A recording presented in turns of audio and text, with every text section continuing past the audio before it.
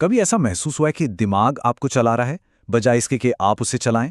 कि जो ख्याल और इमोशंस हैं, वो बस अपनी मर्जी से आते जाते रहते हैं? ये एक ऐसा सवाल है ना, जो हम सब कभी ना कभी खुद से पूछते ही हैं। तो अगर अपने दिमाग पर थोड़ा और कंट्रोल चाहिए, तो ये बातें बिल्कुल काम की हैं।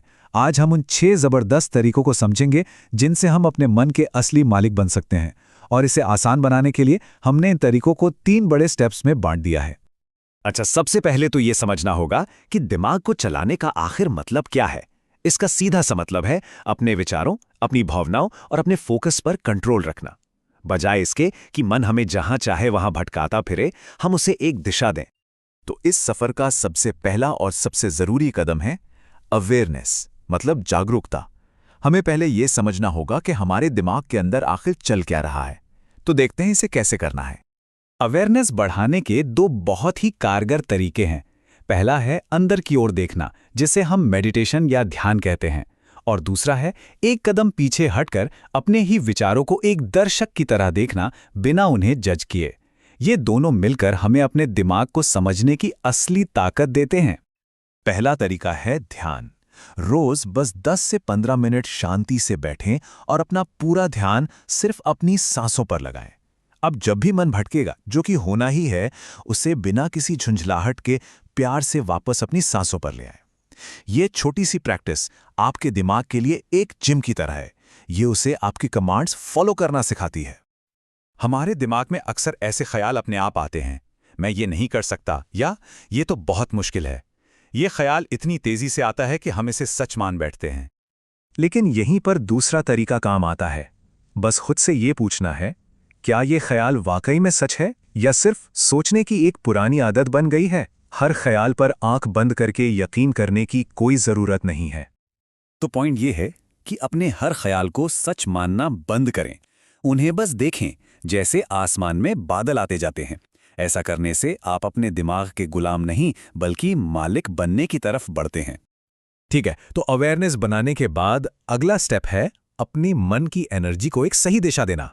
और इसके लिए 2 चीजें चाहिए, साफ सुथरे गोल्स और अनुशासन। इसको ऐसे समझिए, दिमाग एक नदी की तरह है। अगर आप उसे कोई रास्ता नहीं देंगे, तो उसका पानी हर तरफ बिखर जाएगा, वेस्ट हो जाएगा।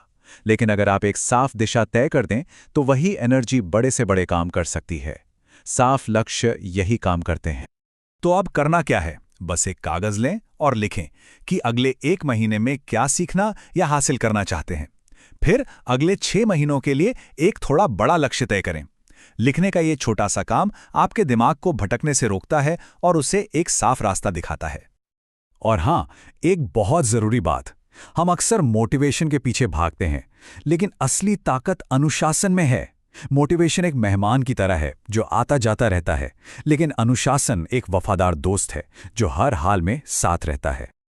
और अनुशासन बनाने के लिए कोई पहाड़ नहीं तोड़ना है, छोटी छोटी आदतें बनानी है। जैसे सुबह उठते ही फोन नहीं देखना, रोज 30 मिनट कुछ नया पढ़ना, और रात को सोने से पहले सिर्फ 5 मिनट अपने दिन को रिव्यू करना। यही छोटी आदतें धीरे धीरे आपके दिमाग को आपके हिसाब से चलना सिखा देती हैं।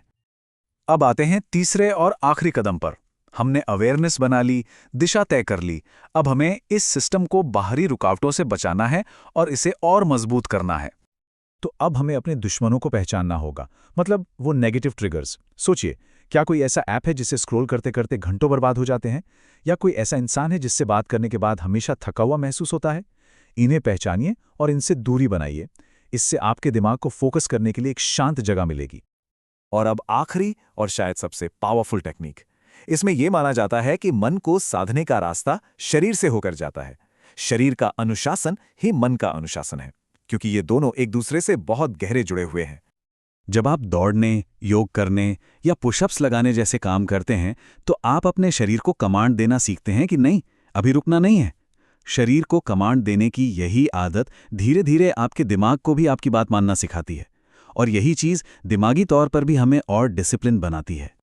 तो ये थे वो मुख्य कदम और तकनीकें जिनसे मन पर कंट्रोल पाया जा सकता है। लेकिन याद रखिए, ये कोई एक दिन की रेस नहीं है, बल्कि एक लगातार चलने वाली प्रैक्टिस है, मास्टरी की ओर एक सच्चा सफर। तो अब सबसे अहम सवाल ये है कि इस सफर को शुरू करने के लिए इनमें से कौन सा तरीका आज अभी से आजमाने वाले हैं। चाहे वो 10 मिनट का ध्यान हो या बस एक गोल लिखना, पहला कदम ही सबसे जरूरी है।